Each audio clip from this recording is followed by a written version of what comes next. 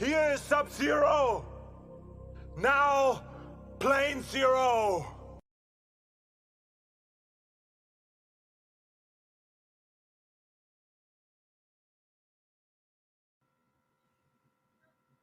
Hi, everybody. Thank you for tuning into the Scene Snobs Network. But I'm not here to talk to you about the Scene Snobs. I'm here to talk to you about Max and Jason, Three Geeks Podcast. You will probably tune into the Three Geeks Podcast and be like, 1, 2, 3. Okay, well, there's obviously more than 3. There's like 89 million of us. We started with 3. We're like gremlins. We just keep multiplying. Yeah, they fed us at midnight. They poured some water on us. And now it's like 78 geeks. But you can be a geek too. If you like comedy, which we sometimes do, if you like hearing about movies, TV shows, you like hearing hot takes from Max and John, you like hearing somebody who loves most things, but when I get mad about a show, it's pretty entertaining, I gotta say. But no, we're the Three Geeks Podcast. We're just a group of friends that don't talk to each other through the week so we can have natural conversations on Sunday. Yep. We're like actually probably the worst group of friends because we don't ever talk to each other outside of doing podcasts. I mean, except for you and I, but that's because we're roommates. But, like Three Geeks Podcast. Tune in, check us out. And have fun. Yes. Feel free to like, comment, and subscribe. Yeah. And recycle your droids.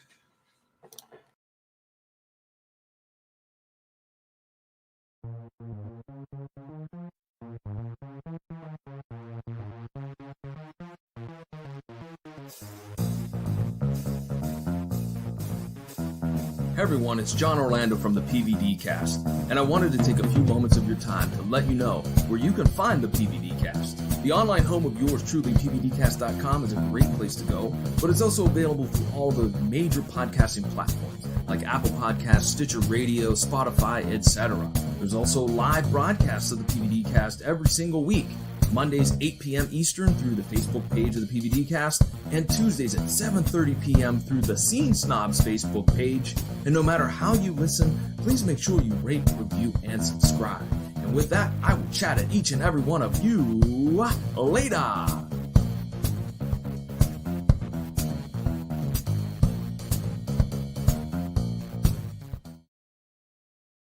What's up, everybody? It's Mick Manhattan, and this is the Scene Snobs channel. I am bringing to you every Monday the replay marathon, where we show all of last week's shows right in sequential order down the line. You can watch them all throughout the Monday and stay entertained.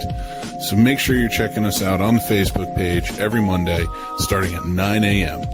All right, thanks, everybody. And if you missed any of the shows, make sure you head over to the where we have links to everything. Take care.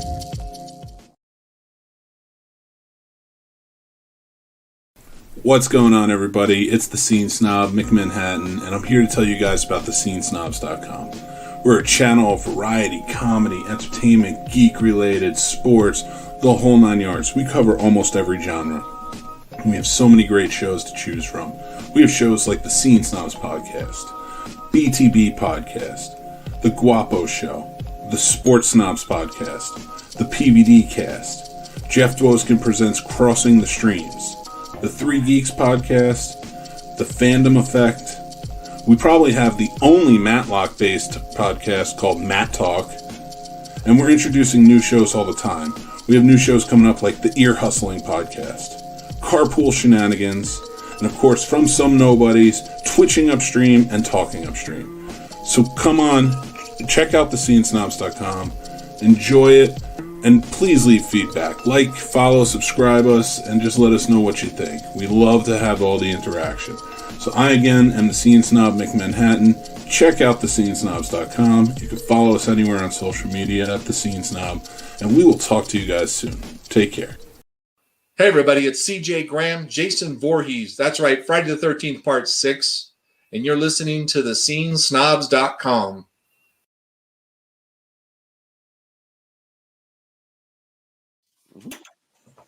What's going on, everybody? Welcome to the Scene Snob Interviews. I am Mick Manhattan, Scene Snob. Thank you for joining us again. And I have two very special filmmakers with me that I can't wait to talk about because they have something big going. And that is the filmmakers from i71Movies, Derek Talib and Jose Byers. Welcome to the show, guys. Thanks for having us, Mick. Yeah, Mick. Appreciate you having us on, brother. Absolutely. Thanks, Mick. Absolutely, and I love, like, we talked about it a little bit before, but I'm bringing up on the show. Like, I love what you guys are doing. You're building your business in Ohio, and you're building essentially Ohio's own Hollywood. Can you tell me a little bit more about that? Sure. Jose and I kind of were best friends, and we love film. And oddly enough, we met at the gym, and I discovered that Jose was doing acting and everything else, and I was writing. And I told him about this story I was writing called St. Gabriel, and he said, "This sounds like a great story." In the midst of us kind of talking about that, we got an opportunity to be in Captain America: The Winter Soldier. So we went up and auditioned. There was like 5,000 people there, and Jose was the first one they called. They called him and said, "Yeah, we want you to be in it." So he got a part of his preferred extra. A month later, they contacted me and said, "Hey, Derek, do you want to be in it?" And I thought they were, joking, because it's a month later after the audition. Because you get a call at work, it was Marvel Studios, and they go, "Hey, Derek, you still want to be in Captain America: The Winter Soldier?" I go, "Okay, sure, I will."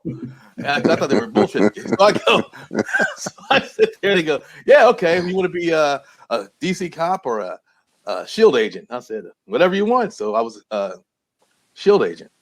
And the thing is, we went there and we started working with a lot of the talent. So we worked with everybody except for Samuel L. Jackson, I think. And we would talk to them and the Russo brothers, who actually were doing the directing.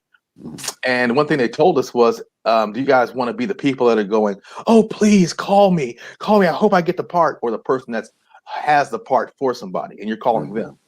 And we said, "Yeah." So we decided we're already kind of started the business, but then we said, let's really make it i71Movies. We got the title from working from, in Ohio, there's Cleveland, Columbus, Cincinnati. I71 connects all of us. We were working with artists and creators that were in Cleveland, Cincinnati, and Columbus.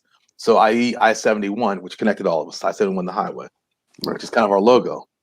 And we thought we wanted to create that here in the Midwest because there was nobody doing this, and especially in Ohio. We talked to a lot of talent. We've seen a lot of directors of photography, artists, actors, gaffers, everything. And we decided, we could do this here. And we wanted to build an industry here and give people in the Midwest a chance to do something that's more centrally located. So we created our own stories. We created got our own team together, and started pushing. That is awesome. And being in film school, I remember us all sitting there talking about, like, not being anti-Hollywood, but like being like, why does Hollywood have to be in one spot? Yes. And I love filmmakers taking it upon themselves, like you guys, and saying, no, we're going to take advantage of what our state has to offer. Right. Now, one of the things, Mick, that we did, of course, there's a lot of indie filmmakers in and around Ohio and everywhere. When we were on the set of Captain America: The Winter Soldier, Derek and I, and it was funny because we never filmed on the same day. We were always like a day or two apart, but we both did the same thing. We sat and we learned how the machine worked. We didn't just get, starstruck with the actors we were working with, because Derek and I knew we wanted to do this. Right. So we sat there and we watched how, Lars, I can't remember his last name, but he was the preferred extra director. I watched how he worked. I watched how he directed. I watched how he got everybody in line. Everything from where you had to sign in, your paperwork to get your uniform. You had to cover up. Marvel's very secretive about all their stuff, and which is kind of cool. So it made you feel like more of a celebrity than what you really were. So we learned how the machine and all the enters worked, and we took away from that experience. It was a great experience. We got to be on a Hollywood set, and it was massive. But two, we gained so much knowledge that we could apply to what we were trying to do here in Ohio. Right. Because you pare it down. We've been on, the shoestring budget, where you had no money, and then we're in multi-million-dollar set where you have all the money, and then we're on modern sets where we learned from everybody that we've been around. And people have been very kind to give us information and take time to make sure we understood what we were doing, because we knew nothing before we did this. Yeah, we didn't go to film school. We just threw ourselves into this. Oh, I do not. I went to film school, and I'm a big.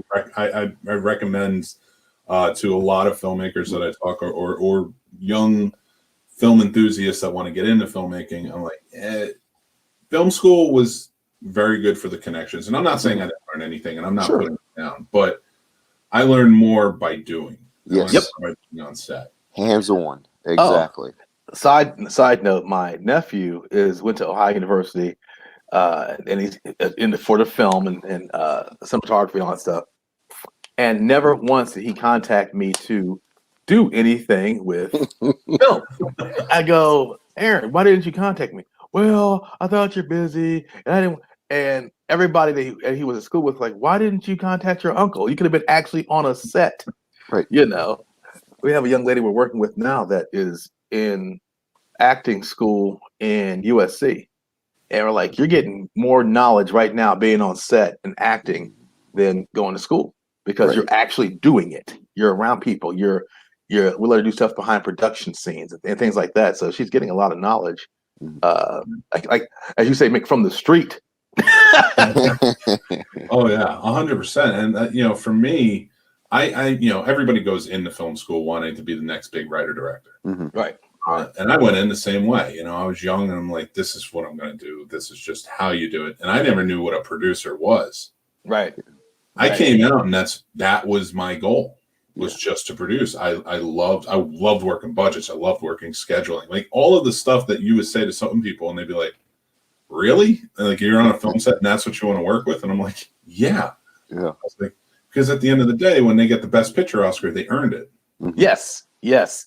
And that's what you realize. It's like the approach that Jose and I and Alan and Rebecca. Alan is he does more of our marketing and goes after financing, and Rebecca actually came on after Jose and I had started because she was one of the artists that we had brought on to play a character named Beatrice Quinn in St. Gabriel. She just busted her ass so much for us. We're like, you know what? You need to just be part of it, because she was really doing a lot for us. We said, okay, come on, get on board and work with us. And she started getting on board and working it for us. So she's almost so like another co-owner and producer on some of our projects.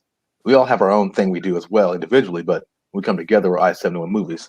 But in doing that, we learn so much from everybody, because we're doing and not just we're not just reading about it, we're actually in there doing it. We put together a business plan. The first thing we did is, all right, what's the business of making films? So we wanted to learn the business side first, because a lot of people start off with, I have this story, I want to make this story, and they get into the art of it, but it just sits there. If nobody sees it, it doesn't do any good. So we wanted to roll our sleeves up and get the dirty business of learning how the actual business works. How do you pay back your investors? How do you get investors? Where should your money go? How many people do you really need on set? What type of movies are selling? What type of movies aren't selling? What's your industry standard? What are you shooting with? All that stuff made a difference to us.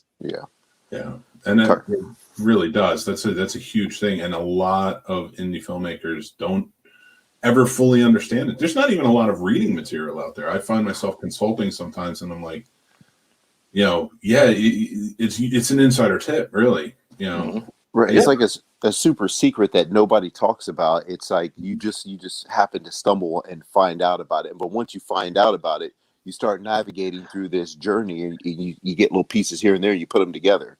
You're right. There is no reading material on it. Yeah, it's crazy to me. It's like that Hollywood kept secret. Yes. But like you said, once you get in, and I'm always telling, like I have a one that we're supporting right now, an indie filmmaker who's very much wanting to support Virginia, where we are. Right. And he's doing a film that is 100% backed by Virginia. All the money, everything, the crew, he's doing everything is in Virginia, because he wants to help build up what Virginia is. Right. Right. And I love what you guys are doing there with Ohio too, doing the same thing, because it really does build it out. And I think it's, for me, in terms of filmmaking, yeah, you can do a set, but is it ever really the same thing? Like, if you do a set and you're like, hey, it's Cleveland, like, no, it's Right. Exactly. Right. So every time I see something that's like, hey, it's New Jersey, or right across the river from New York City, it's like, no, you're not. You're in Toronto. Like, I know you're. And I'm always laughing about it, and I'm like, but I was like, but why not? Mm-hmm. Why not do it there? Like, it can happen. I just think that, especially India is the powerhouse now that can make that happen. Yes, and the thing is, if you like you understand the industry, so you understand that people get tired of seeing the same thing. They get tired of seeing L.A., New York, L.A., New York, L.A., New York. As far as the backdrop, because everybody doesn't live there. Stephen King does a lot of his stuff, I believe, in Maine and that whole area. So why not promote Ohio? Why not promote Cleveland? Why not promote Virginia? You know what I'm saying? Because realistically, there's beautiful places there. There's ghetto areas there. There's billion-dollar homes there. I mean, and you can use whatever you want to create that environment. So why not promote your area? The thing that I like that your friend's doing is he's getting the buy-in from Virginia, and we have a lot of buy-in from the indie filmmakers. We're trying to get Ohio to understand the billion-dollar industry that is around us here in the movie industry, because they don't understand, well, how do you make your money back? And we have people that have a lot of money that are hesitant to put money into filmmaking because they're like, well, how do you make your money back? Because it is a high risk proposition. And they don't understand that you just don't do one movie. You want to have a slate of films that you're doing. You want to have, like I said, a whole business plan. If this is what we're going to do, we're going to start here. We're going to build to this one, then go to this one, and kind of show them how to make their money back. We have the director of the Columbus Film Commission, John Doherty, who's done a lot of work with us and for us to help promote what we do, to back us and everything else. He's put us in contact with people. He's just really kind of busting his butt to try and get things done to make Ohio a film community that can do something. And I think that working with independent filmmakers, like your friend in Virginia, we have friends in Atlanta, we have friends in Pittsburgh, that we could all work together to try and do something. Right now, we're trying to put a coalition together of independent filmmakers and artists here in Ohio to kind of put if we have a rat pack of independent filmmakers here in Ohio, and we work on each other's projects. If we get a call from our boy Tim, he's like, hey man, I need you guys to do blah blah blah. Like, we go up. We don't ask for money. We just go, what do you need us to be? Maybe a body you throw out of a car. All right, good, I'm that. Or you need us to look at a script. We'll do it. Or he looks at our work. We just help each other out because we're all trying to go in the same direction. And we just think that indie film is where it's going to be at right now, because it's with streaming and they're starting for content.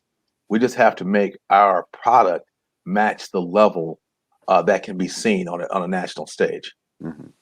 I love having you on this show too, but I have another show I'd love to invite you guys on too. It's called Pulling Focus, where it's more geared towards indie filmmakers who are up and coming. And man, I'd love to hear you guys to get come on there and give us a lot of your knowledge. But and I appreciate it here as well. Mick, you got us anytime you want us, brother. It ain't even a thing. That's what I always push. I'm always saying, I was like, right. Now I'm not tooting my horn with podcasts or anything, but I was like, I'm like, the wheels start spinning when I talk to filmmakers, and I'm sitting there saying well, you guys are in Ohio. Like, who do I know in Ohio? Just like my buddy in Virginia is like, well, who do I know here can help you? Or you're looking for this, what? Because I think that's what it always needs to be, and that's what I always tout, especially with other podcasters and stuff. It doesn't need to be a competition. Right. Your movie isn't competition for somebody else's. It's collaboration. Okay, what do you have that can help them out, but versus vice versa? What do they have that can help you out? Right. Correct. And that's all over. We all want jobs when we're working. In the industry. So why aren't we helping each other? So that's what I've always been. I love that philosophy in you guys. Right, because it's already hard enough to do what we're doing anyway, because we're in a demographic in just Central Ohio, where Derek was talking about, where a lot of these people that we talk to that have money, they don't understand the business because more of a brick and mortar type business. They want to see like a 5-year plan. Okay, how my money is going to get returned to me on my investment, and they don't understand. So we're fighting a super uphill battle of trying to get this done. So any help that we can get or any help that we can give, I mean, it just makes sense to give it because we're all going to be in this together, going the same way. Yeah. So Right. 100%. And I think that's, it's so important, especially now, like after COVID has kind of shut everything down in Hollywood blockbuster studios. Again, I always sound anti-Hollywood. I'm not, I like yeah, no, that's all good. I am more of an indie guy. So like, I very much appreciate like film festivals, things like that. And being able to talk to independent filmmakers, rather than going to see the next big blockbuster. Don't get me wrong, I love my Marvel movies and I love my Star Wars movies and stuff, but Right. You know what I mean? Like, Yeah, you got I know credit, what you mean. I know what you mean. Once I you love get films. Go ahead. once you get in the indie scene, you break away from Hollywood because you understand the struggle and how hard it is to get things done. So I mean, it's all nice that the Hollywood has all the glitz and glamour and the money to throw behind it, but once you put yourself in the trenches, you get a newfound respect for filmmaking and art and all this stuff because you're in it. I mean, from start to finish and everything in between. Right. Yeah. Oh yeah, absolutely. But it's the dedication that you put into your own work too.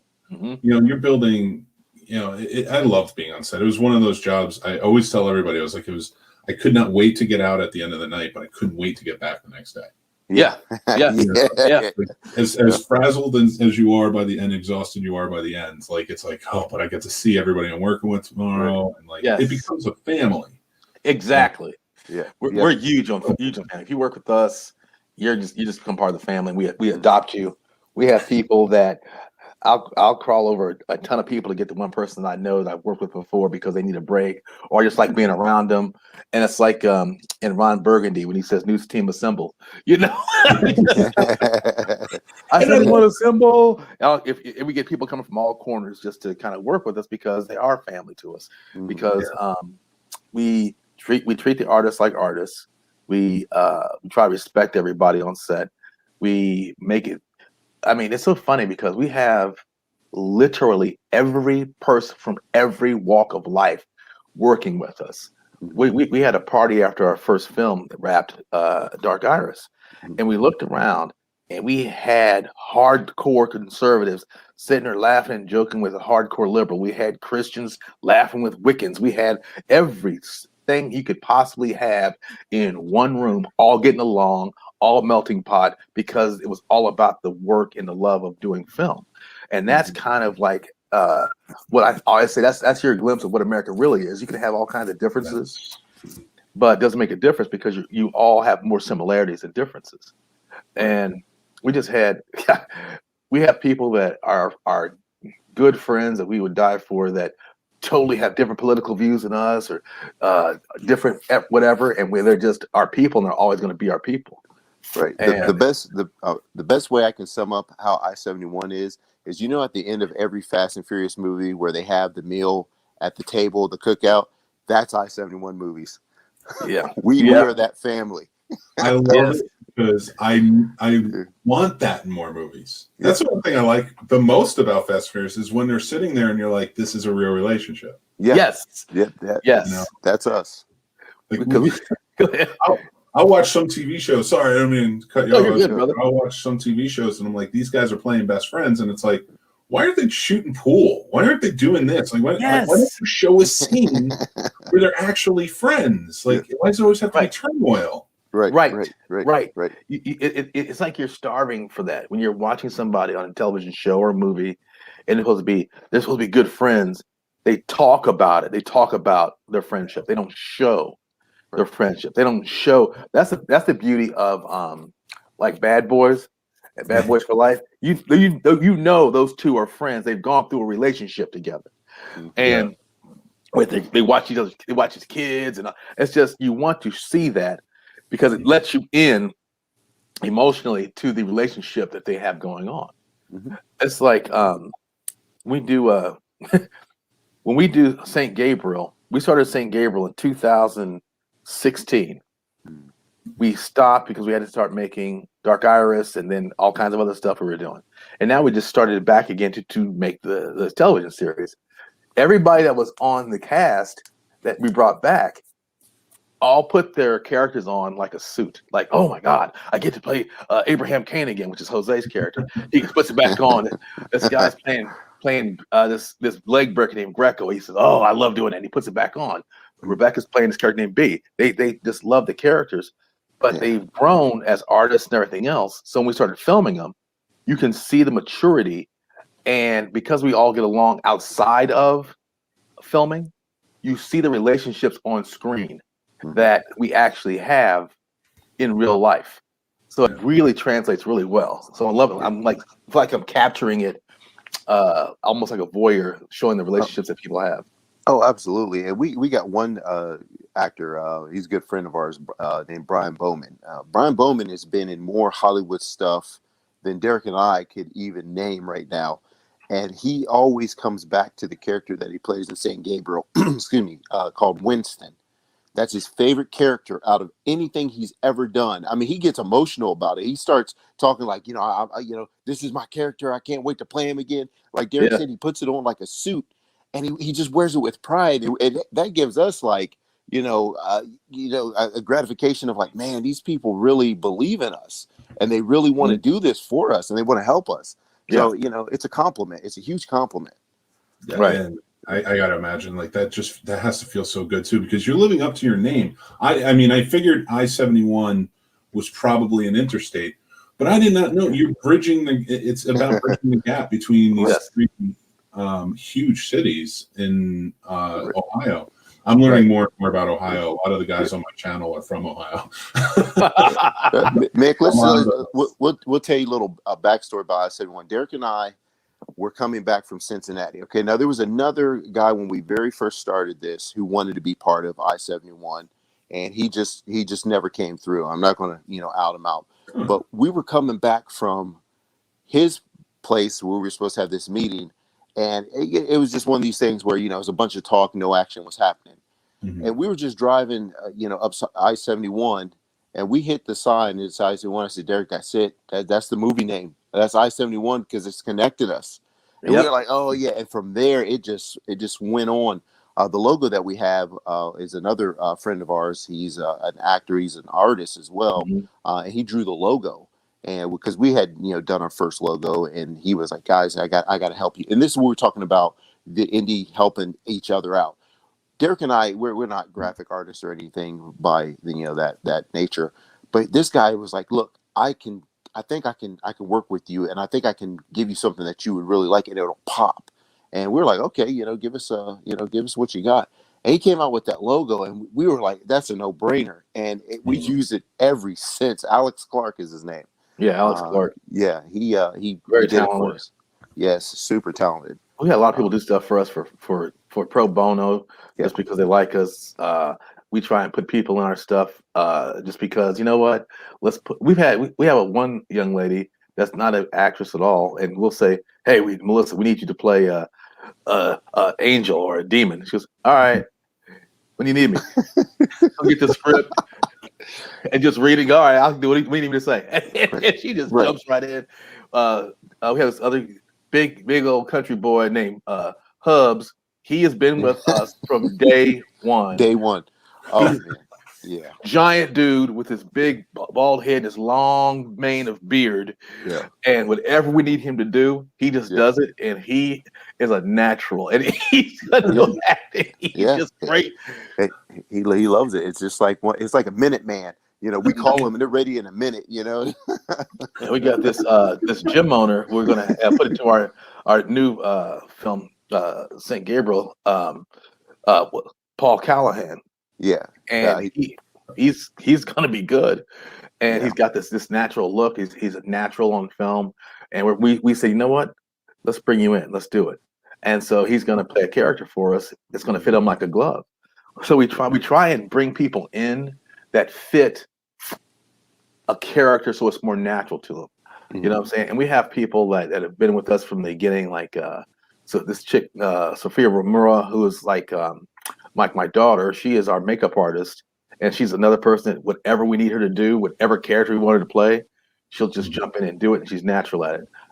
Mary Petty does our production work, jumps in, natural at it. I mean, and then we have our family that always helps us out. My wife, Jose has a girlfriend, jumps in, Dawn helps us whenever she needs to, and does whatever we need. We have such a big family. London, we just have a good group of people. Tim and Kevin that are just our family. Tom Bassa, we have just a group of people that just jump in. What do you need? Okay, I can do it, or I can find somebody that can do it, and that's how we've been able to survive. I love that, and it's like you said, that's the way it needs to be. It needs to be a collaboration of just people who care, right? You know, and understand. Like, let's build each other up. Yes, you know? Yes. And the fact you're doing this podcast is enormous because it gives us a voice, and it helps us cross promote, and our audience will see your podcast. I have a ton of indie artists that are do quality work that you could possibly put on. We're Jose and I are doing an i71 Media too, which is we're going to do genres of movies and genres of films. We right now we're doing like St. Gabriel is more of a thriller. It's more of it's a television series that's wrapped around two detectives who basically get caught in a case that puts them in between the mafia, the occult, and the neo-Nazis. And that's gonna I was reading about it, and man, I haven't seen it yet, but I can't wait to check it out. Oh, it's gonna be super dope. I mean, it's got literally we held auditions for some of the parts we still have available, and the dialogue is so rich that when people auditioned for it, I was getting people writing me saying, "Oh my God, this is so fresh! I love this, and I hope you select me for this, please, because I haven't read anything like this before." Right. Like I said, the neo-Nazi guy that's in this has a scene where he's literally talking to Hitler, so we had to cast a Hitler. And I don't mean to laugh at that. I'm not laughing at that. I know, but the thing is, we had a guy that auditioned who was really good as both Heinrich, but I was like, yeah, he's good, but I need somebody that can play Hitler. And he had such a smooth delivery that the scene that he's in is going to be even larger now because he can pull off Hitler, and the guy we have playing Heinrich is going to be really strong. He's very menacing. He's very he comes across with emotional performance because every character I have has a huge background. So if you ask me about one character, I can go into their childhood and tell you how it helps the artist because they'll, like when I send out sides for people to audition, I give them the whole background on the character. I tell them what led them to that scene. So when I get a performance, it's usually better because they understand why they're saying these lines, where they are in the storyline, things like that. So the performance is a little bit better. And somebody may audition for us and they may not be the right for the role, but since I'm the screenwriter, I know all the roles. So I know like there's 41 roles in St. Gabriel, 46. And you may not fit A, but I may put you in R. And yeah, but you could do this, and this would be perfect for you because your delivery may be a certain way. And then I'll get people that Jose saw the auditions that we have a role that we saw 3 different auditions, totally 100% different, and all of them were right. So it's like, how do you pick? Because it's like, it's like wow. Yeah. Actually, look, can I ask about that process too? Because being a writer and having the background is so important. And I love that you're saying that, like, you know, from childhood who these characters are.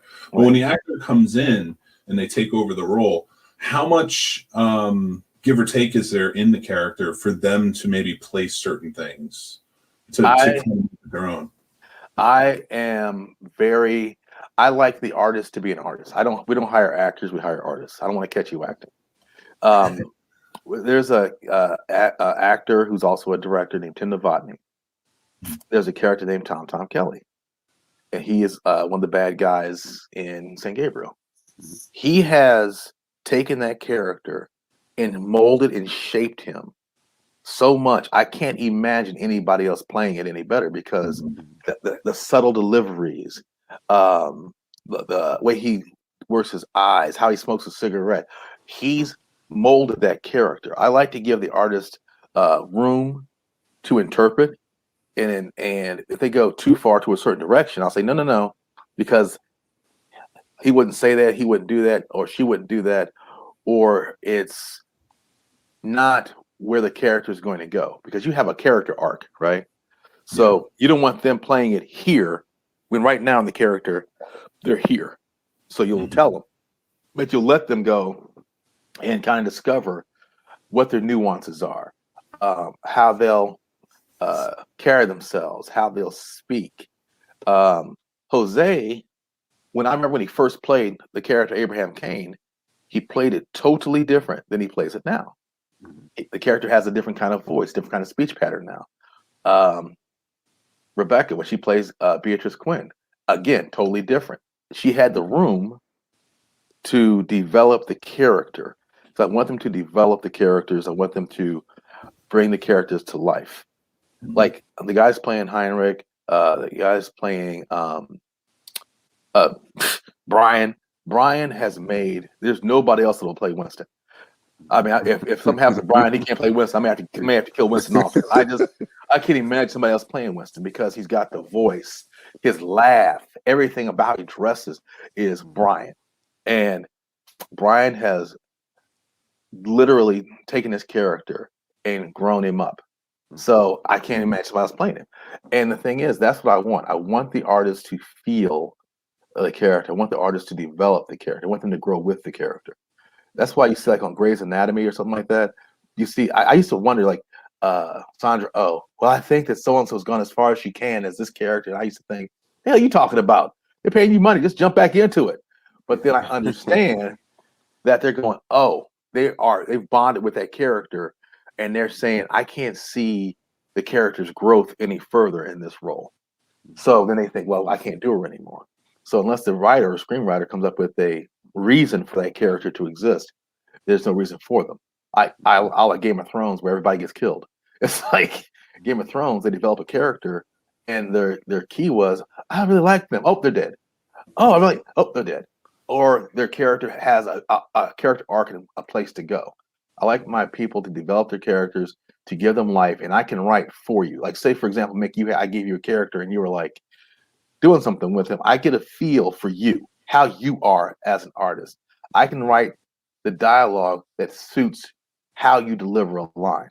I know it's going to be your strength, and I'm like, let me write this so that you shine. So I try to write it so that Tim, as Tom Kelly, can deliver the line the best he can. I try and write it so I know that Rebecca or Jose or Brian, I know what their strengths are in these characters, so I try and write for them, and they just are able to run with it and do what they want.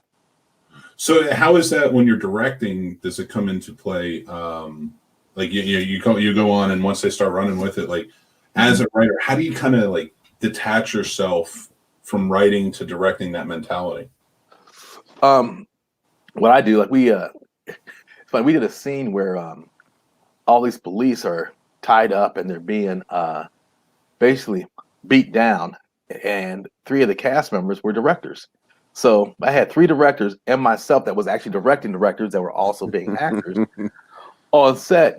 And the directors kept going, oh, we need this, that. And every so often I go, no, I don't want that.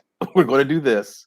But as directors, they knew what angle I was shooting from. They knew what I needed, so they were able to give it to me. I just take the one hat off, put the other hat on, and I think, okay, here's what I need to see. Here's what I need from you. I can hear a line, and because I wrote it, I know that, no, that's not even close. Or say you and I are in a scene, Mick, and I'm telling you something that you're supposed to react to. If I feed you a line that is crappy and it's not good, you have nothing to react to. Because I may have in the script, you're supposed to be really mad about what I said to you. And I deliver it so that you wouldn't be mad, and you get all upset, it makes you look crazy. Yeah. So then I have to make sure that when we run the scene, that there's synergy with both people. I want them together. I want them to practice together. I want them to understand, like a dance, where they're going. And when you have people that are like tons of people in one scene, like the bar scene we shot, Jose, there's a bunch of people in it. I have to almost like I played football. And so I always look as the director, as the coach. And I always try to be Belichick when I coach. Because if you notice, when the Patriots, I'm not a Patriots fan, by the way, but one thing you'll notice about the Patriots is when the linebackers are messing up, it's Bill Belichick talking to the linebackers. It's not the linebacker coach. If the receivers are messing up, it's Bill Belichick talking to the receivers. So I try to be that. I try to be the guy that can go and talk to everybody. And because I know the script so well, or I know the people that are playing the lines, playing the role so well, I know how to get what I want out of them. Mm-hmm. So I give them room, but the prep of them understanding the character usually brings people prepared to the set, and they kind of know how to do it. And if I have to change direction, I can change direction. Or if somebody's acting, I catch them acting, then I can stop and say, I'm catching you acting again. That kind of thing. And people know me, and then they can approach me and talk about anything. They want to try something over, let's do it. I'm saying, let's do it. Yeah. Or I can do that better. All right, let's do it. But, being an independent filmmaker, you have schedules, money problems. You may not have the equipment, all the equipment you want. Like, we just invested so much money in our equipment that now we're able to do it at a Netflix level. Before we weren't ready for that. Now we are. So we're trying to grow our people that are in Ohio, bring in other people that are from the Midwest or from all over. Because we had people from as far as Brazil apply to be in St. Gabriel, Brazil, Sweden, Russia, and a few other places apply to be in there. Right. And we're like, that's what? Cool. That's awesome. And it's great how it's coming together. Like just everything you're explaining to me is like, it's, I love that. It's like that exciting moment. Like, you're waiting. I don't know how do I explain this? It's like a snow day when you're a kid. It's like, it's coming. Yeah. Enthusiasm and excitement. Right. So I don't mean to make it such like a juvenile metaphor, but it is kind of like, that sounds so exciting at how you're putting everything together and how it's coming together. We're excited too. A lot of what we've done since we started this is grow. A lot of growth. We've learned a lot of different things, got a lot of different knowledge, talked to a lot of different people, and we were able to apply that every step of the way. So we're just as excited as what you're saying that you are, because we see a whole new level of things that we get to do now. Like Derek just talking about, we got equipment now that we can do Netflix level, which 2-3 years ago we weren't at that level yet, because we were still just trying to get our feet planted somewhere so we can go in that direction. And now we are in that direction and we can do it now. So I mean, growth and knowledge is like two of the key things that has helped us get to this point. I love that. What's your favorite genre of movie, Mick? What do you like to see? It's a lot of it changes for me, but I will say the ones I go to most are thriller and horror. Oh, I'm with you. I'm there too. I'm sure you can see by some of the stuff on the wall. This is the horror wall. I got the sci-fi and stuff over there. I get excited for most genres, but like when it comes to horror, it's in a weird way. It's very settling. It's just what you're getting. Yes. All my emotion has to go into the movie. Right. Whereas like if you watch Field of Dreams, your emotion is like all over the place because you're like, I want to catch with my dad, or exactly. Right. With horror, it's like that's where the killer is. Yes. Safe where I am. Like there's a detachment, but all your emotions just going into what you're watching. Right. So I think I enjoy that. But thrillers, man, my favorite era of thrillers are like that late 80s, early 90s. Yeah. Okay. There's something about it. It was just everything looked hot. Like just like you wanted to sweat hot all the time. Oh yeah. Yes. And it's not just a thriller. Like a Crimson Tide is like a great thriller for me. Yeah. Yes. Political military thriller, but it's just so like nail biting as you're going through. Yeah. Right. And I love that sort of stuff. I like to mix genres like that. That's why I like to mix them. I like the thrillers. I like movies that give you an unexpected twist, Mm-hmm. like The Sixth Sense did. Yeah. When you realize that he's actually dead. Mm-hmm. If you haven't seen it by now and I spoiled it for you, that's your fault. Spoiler alert! No. Spoiler alert! We have a rule here on the Scene Snobs. If it's older than 3 years old, it's okay. It's fair. Okay, there you go. You haven't seen it, it's your Yeah. fault. Shame on you. No. I do like a good twist. If there's a good one, I think it's called Fracture, and it's Ryan Gosling and Anthony Hopkins. Mm-hmm. Oh, okay. Check it out because it's like a law drama. Anthony Hopkins committed some kind of murder. It's been a while since I've seen it. No, attempted murder.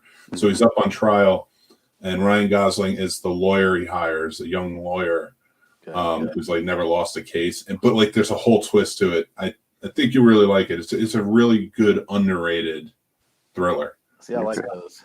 Yeah, we're doing it's weird. Like all my stories have some kind of hook from either something biblical or historical or something like that. Like the whole St. Gabriel premise is that these detectives find out that they're the thing standing in between 7 fallen angels re-entering heaven.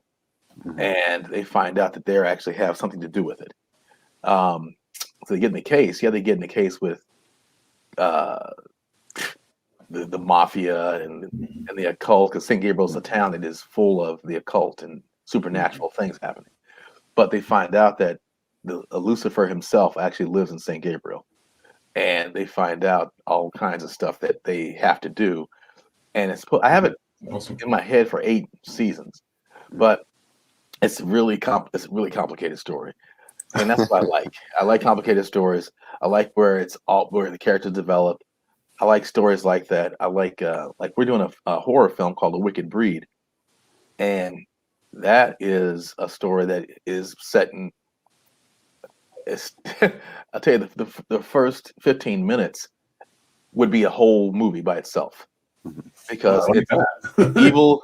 It's evil versus evil versus evil, and it starts in the 1800s, and then it jumps to the present, and you basically have serial killers that run into a couple that are more dangerous than they are, and they end up in a house that is cursed and has possession in it, and they all have to kind of try and survive in this same house.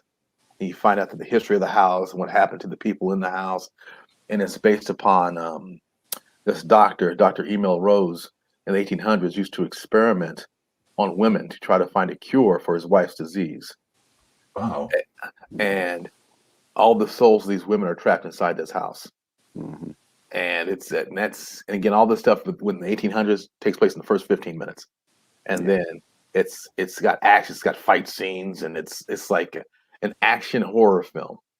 Yeah, this movie is why malpractice was invented. Yeah. Yeah. Yeah. Yeah, because in the 1800s, I gotta turn it on you guys. Like, what are some of your favorite genres to sit and watch? Like you, I'm horror, thriller. I also like action thriller too, like your Lethal Weapons and your Die Hards. I love movies from the 80s, man. I was just watching this the other day, but a lot of people don't know this movie, but it's called The Wraith, and it was Charlie Sheen. And that's the first Fast and Furious. That's where Fast and Furious came from, was that movie, because they were car racing out in the desert for pink slips. It's amazing. You know the car that the Wraith drives in that movie? Do you know Turbo Interceptor? Yeah. Yes. Yes. It was the first. It was Really the first 4-cylinder turbo engine that could reach over 200 miles an hour. Yes, I'm so happy you know that. Trying to tell people about this movie, and if they do know about it, they don't know that, and I'm like, come on. Yeah, I'm not a car guy. Yes, I'm very familiar with that movie. That's like up there, one of my all-time favorite movies. That's it's so underrated. It is underrated. Movie. Yeah, it is. The bad guys in it, Packard. The leader of the gang, dude, he was just a true narcissist, narcissist, and it's just like, wow, man. But yeah, those are my genres. That's what I like. Now, Derek, you can talk. Can you actually drink motor oil? Is that what's happening? The hydraulic fluid and sniffing the WD-40. Oh my god, the movie it's so underrated, and it drives me nuts because it's. Derek, did you see that movie? No, I have never seen The Race. You've never seen that movie? Oh man, No, yeah, it's a classic. It really is. I can't believe I haven't seen it. I watch everything. I say everything. I watch everything. My wife gets pissed because I get up at 3 in the morning and I'll still go downstairs because I can't sleep. And I'll start watching movies. It could be a total crap movie, and I gotta see the end of it. And or I'll find something I like about it, or I'll find something. Well, so and so was really good in this movie, but the movie was garbage. But so and so was really good in the movie, or the lighting was really good in the movie. You know what I'm saying? So it's like, when I say I like every genre, I like every genre. I find something. Go ahead. Oh, I was going to say, what are your? Give me your top 5, both of you. Like remote droppers. It's on TV. You can't stop. You cannot walk away from it. Oh God. Oddly enough, let's see. I would, if it was that, I love my favorite movie of all time is The Godfather, but it's not a remote dropper because I'm like, do I have the time to invest? Because I'm like, all right, where are we in the movie? Where are we in the storyline? All right, I can watch this and then I'll come back to it. But I love Rocky, Rocky 1 and 2 and 3 and 4. That's where I stop. I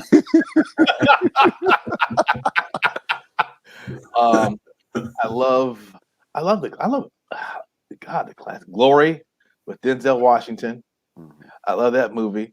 The whole timing to the wagon wheel, that one single tear running down his eye. I see.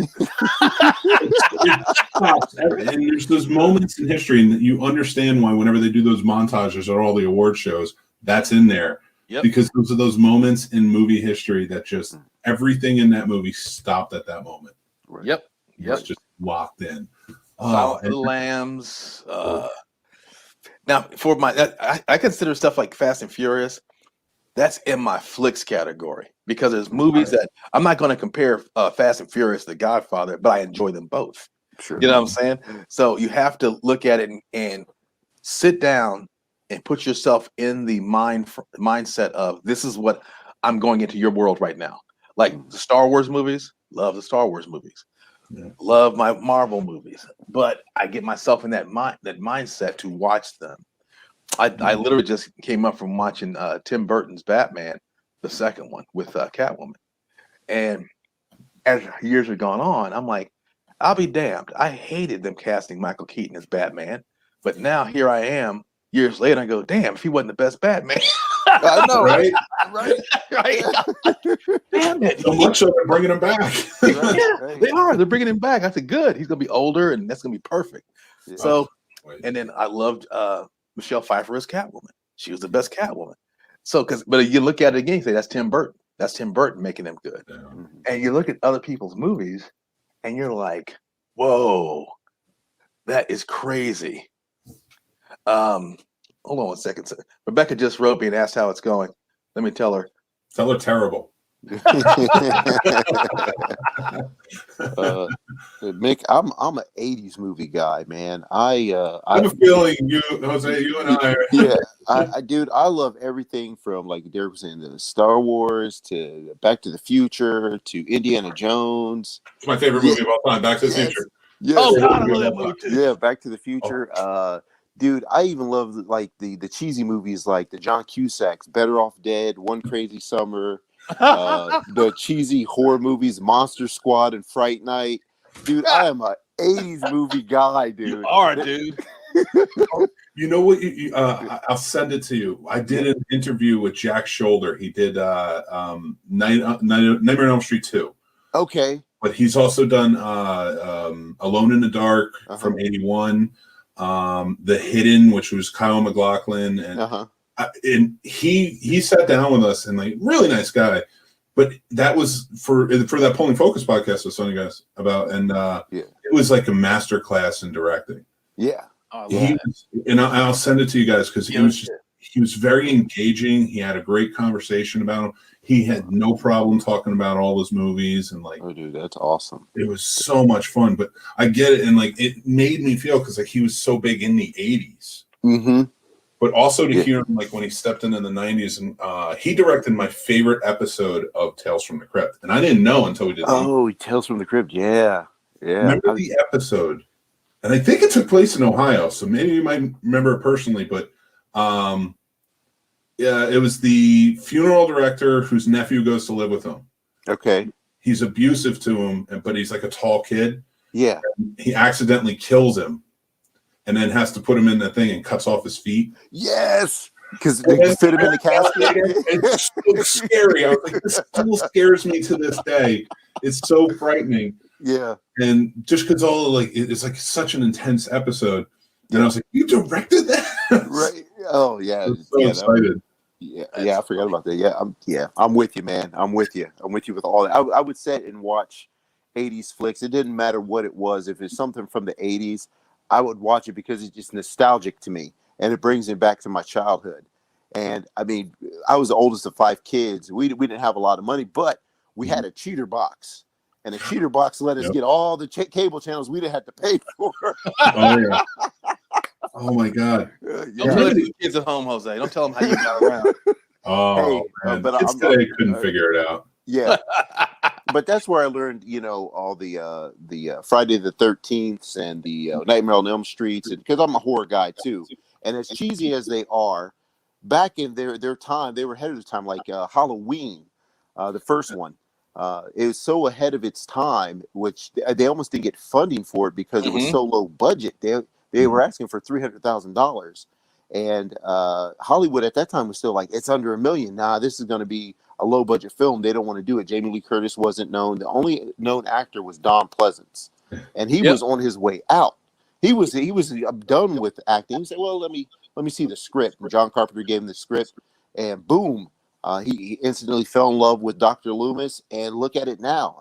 They're laughing all the way to the bank. Right. Oh yeah. It's such a let me ask you guys this then. Franchises.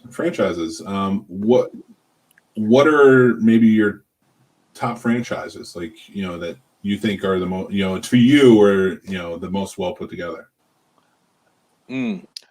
Well, I'm gonna go with Rocky. If you can get 4 movies out of a character, and then you have 7 or 8 movies now, sir. Yeah.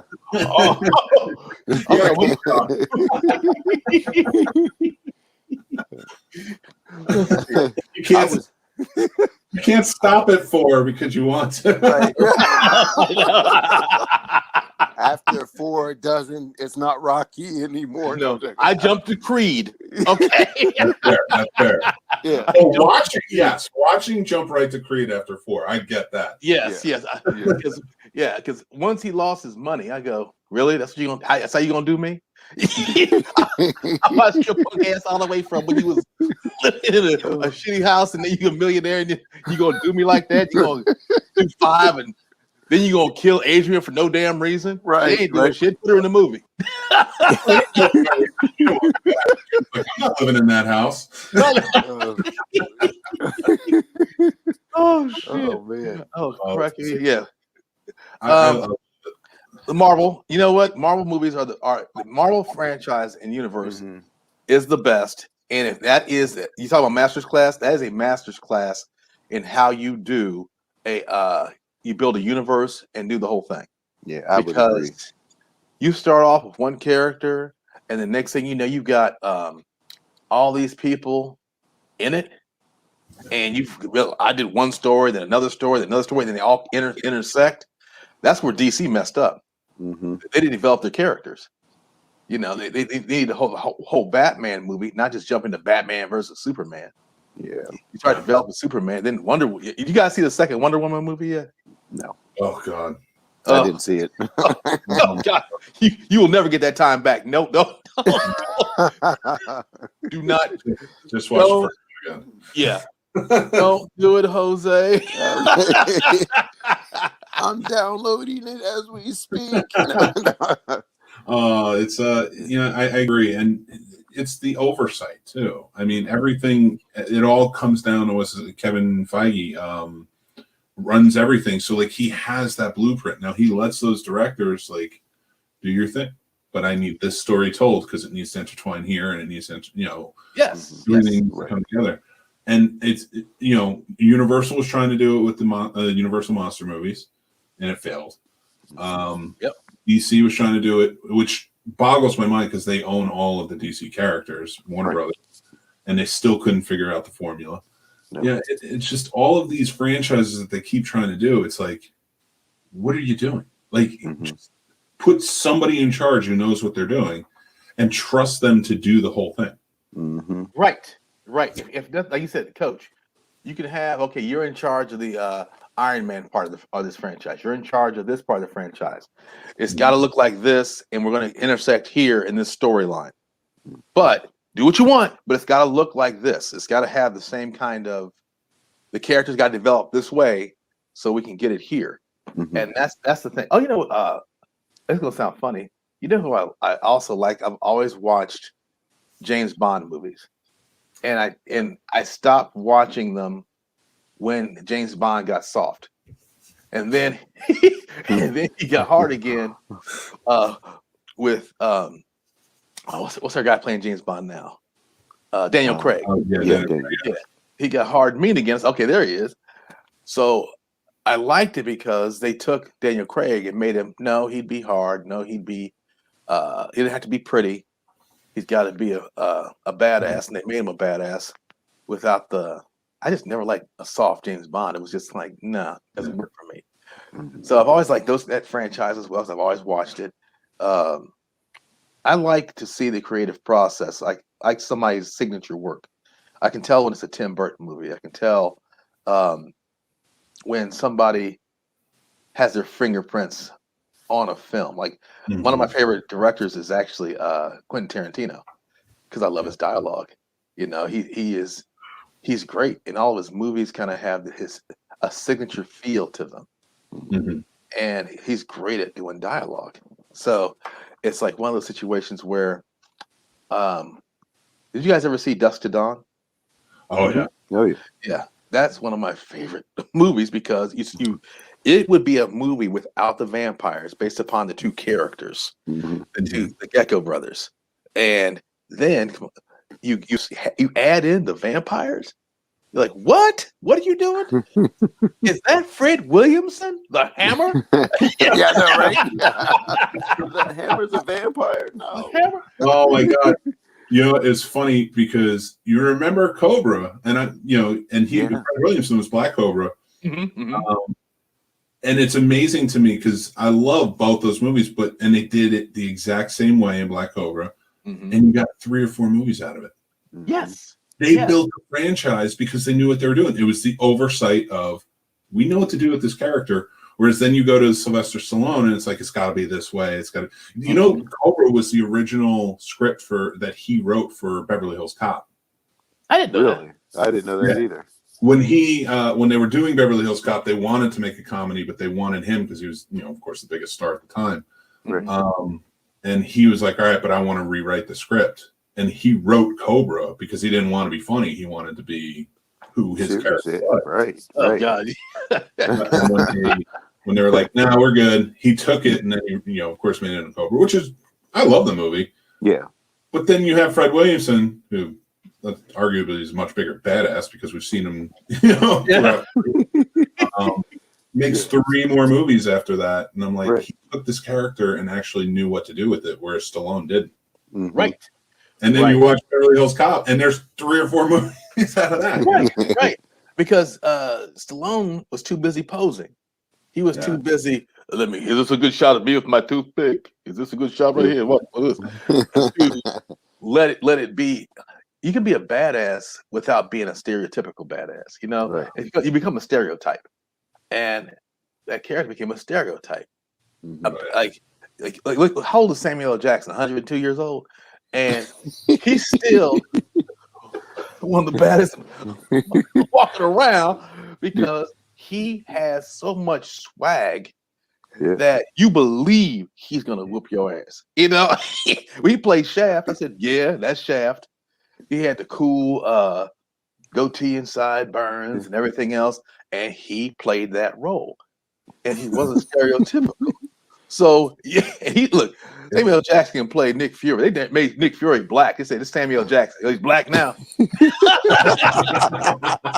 It doesn't work all the time. Will Smith, Wild Wild West, but it does work. I knew he was going to be a big star when Coming to America, when he was doing that hold up scene at McDowell's, and he got swept to the floor.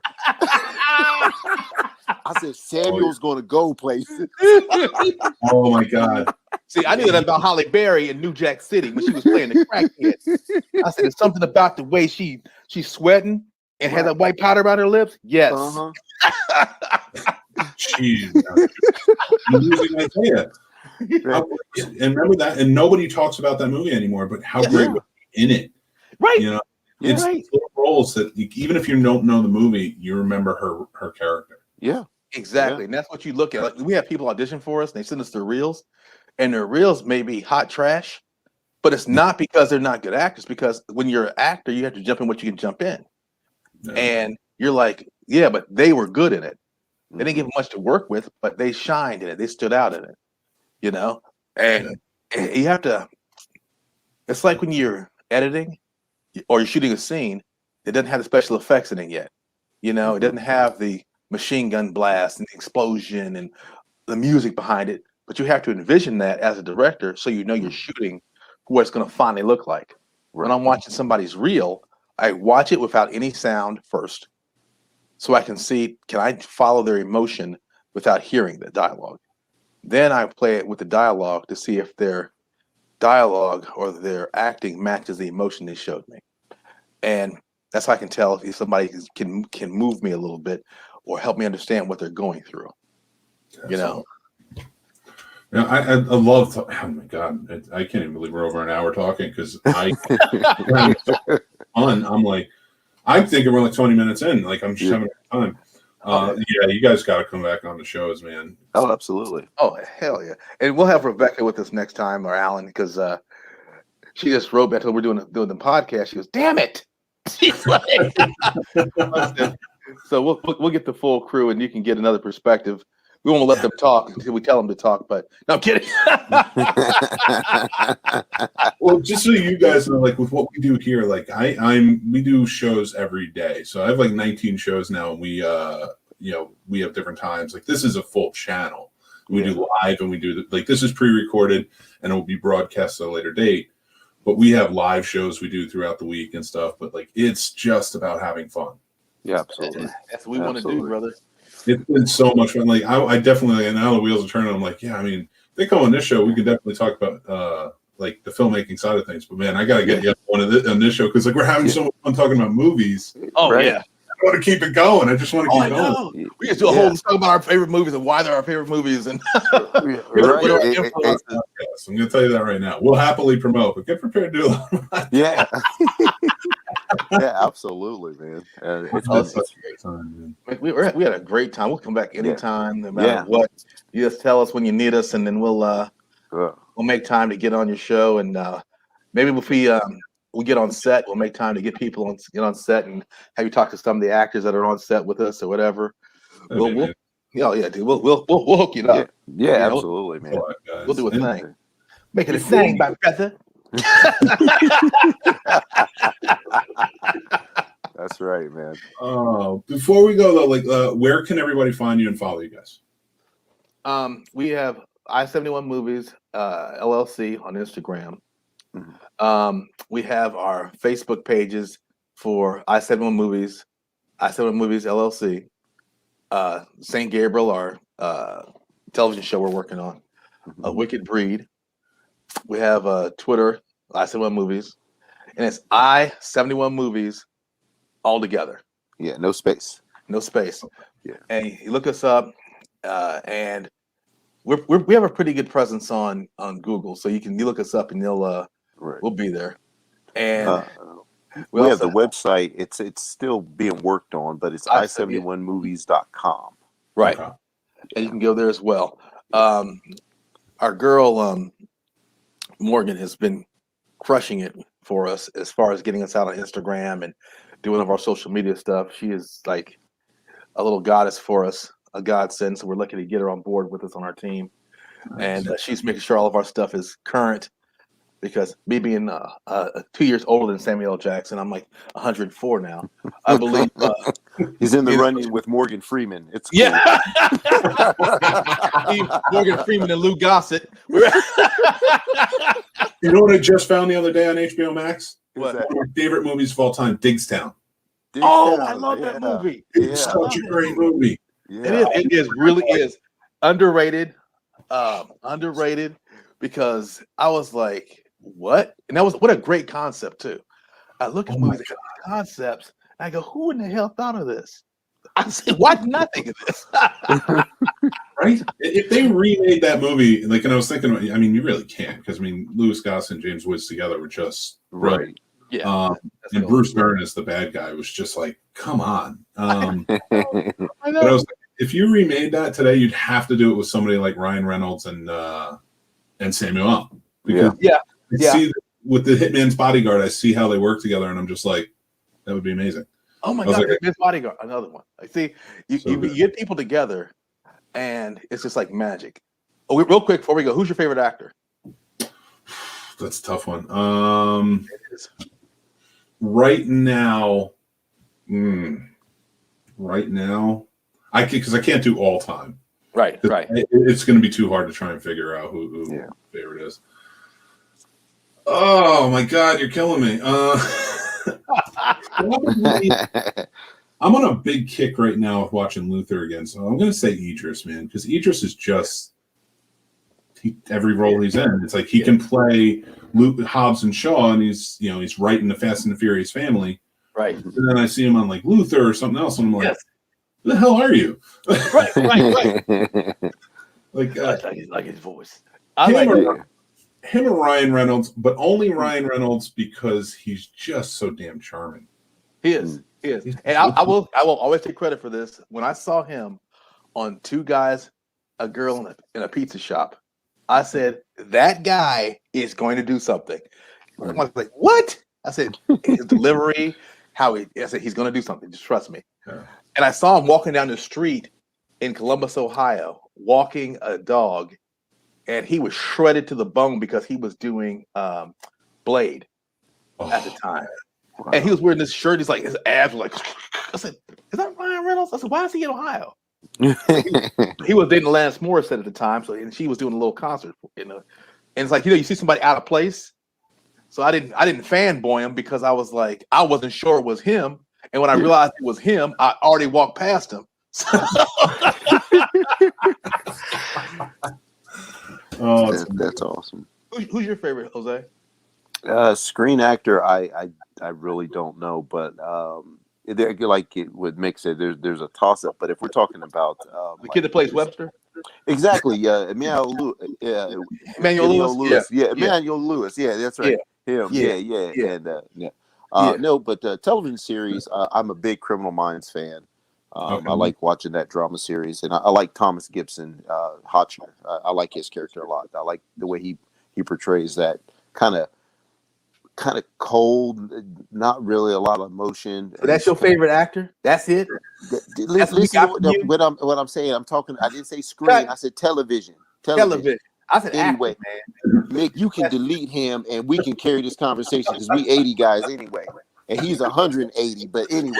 You had to kill him. It's funny. It's like we don't notice it, but his screen is flickering. We're catching him in between naps. So we're crossing into the next one now. Exactly. It's so cold in here. It'd be funny. Your next show, sponsored by Geritol, has Derek's face on it. Look, you're talking to fake Vin Diesel here. If you're not sure, get insured. No. Do you need a catheter? Because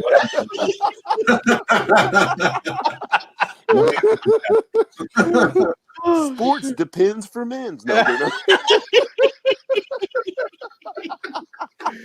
Oh shoot!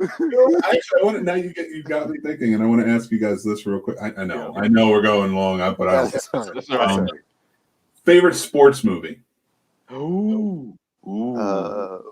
Oh, that's a good one. You know what? Mine would probably be what was the one with the Cleveland Indians and Charlie Sheen? Major League. Major League, because it was hilarious. You had the Billy Bob Thornton and Jabu, That's nice too. Yeah. See, I won't let Rocky count because it's a sports movie, but it's a movie too. Yeah. I would go the original Longest Yard.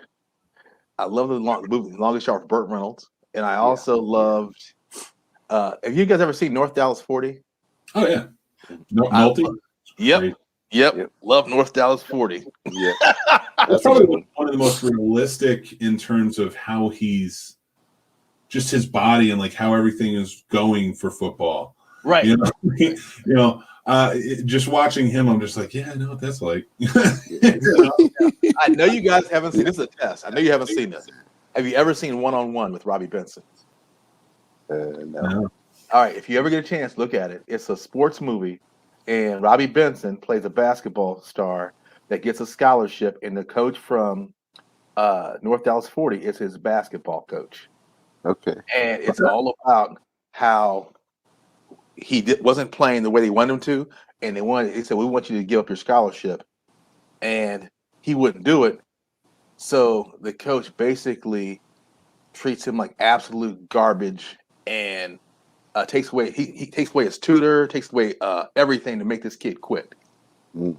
And then he fights through it and tries to stay on the team through every dirty thing they did to this kid. It was a really good story.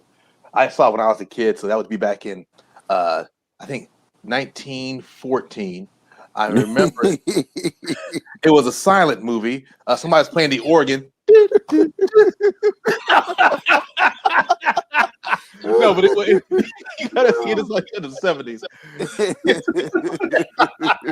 It's a good one from the 90s. I don't know if it's a basketball movie. It's Heaven is a Playground. I've never seen that. Oh, it's I've seen it. I'm trying to think. Bo Kimball's in it. Remember Bo Kimball when he used to play? Oh my God. That's many moons ago. Yeah. Many moons ago. Oh my gosh. D.B. Sweeney is one of the stars of the movie. Oh, wow.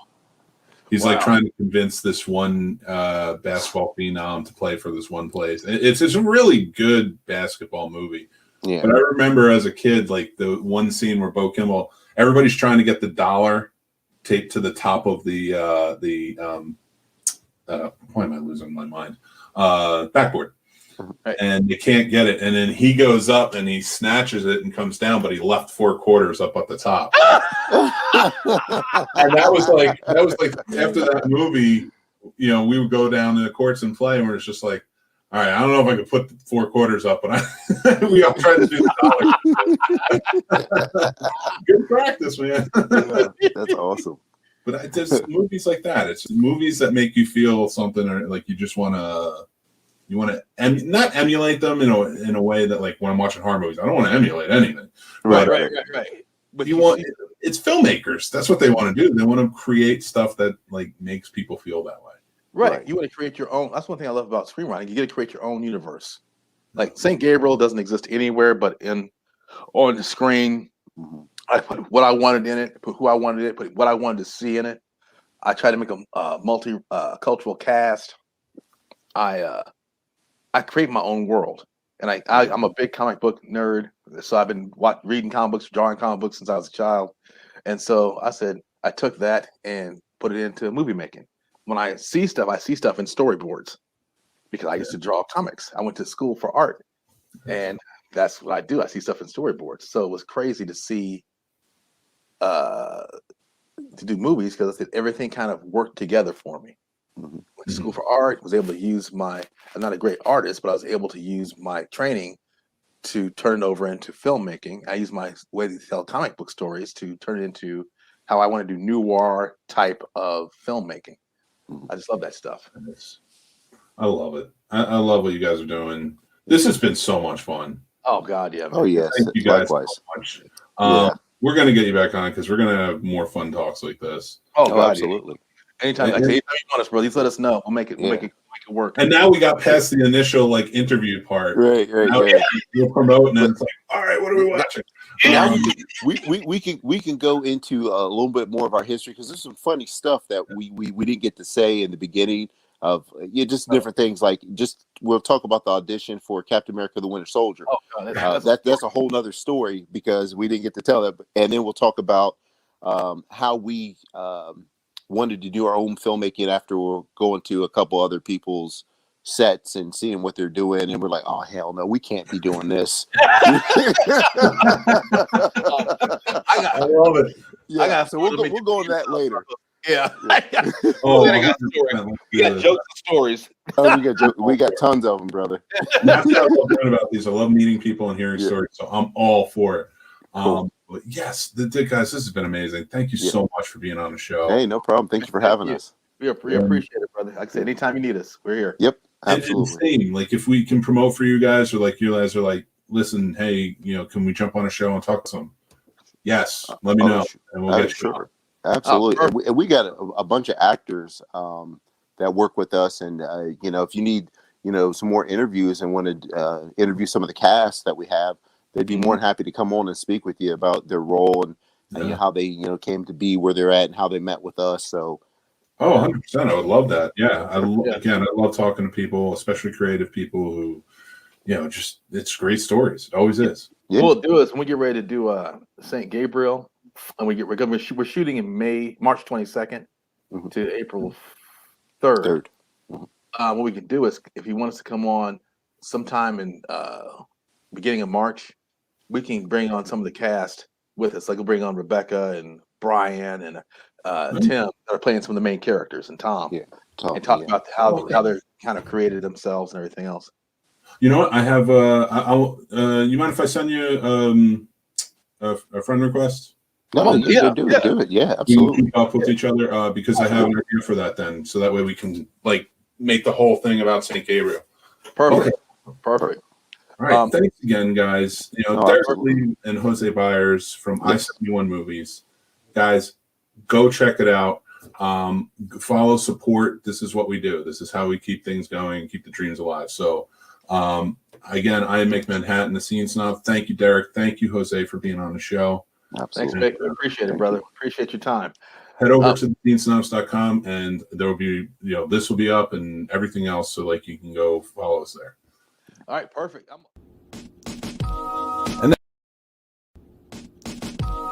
And that's our show, everybody. Thanks for listening. I am Mick Manhattan, the Scene Snob. We always appreciate you guys tuning in and commenting along and everything else. Go check out this show or any of our other shows on thescenesnobs.com. Thescenesnobs.com. We love you. You guys are awesome. And if you would like, follow and subscribe to our social media. That really helps us go a long way. And please spread the word. Tell your friends. Have them come in. We love feedback and everything else. So everybody, you have a great day. Again, thanks for listening. Thescenesnobs.com. Take care, and I'll talk to you soon. Bye.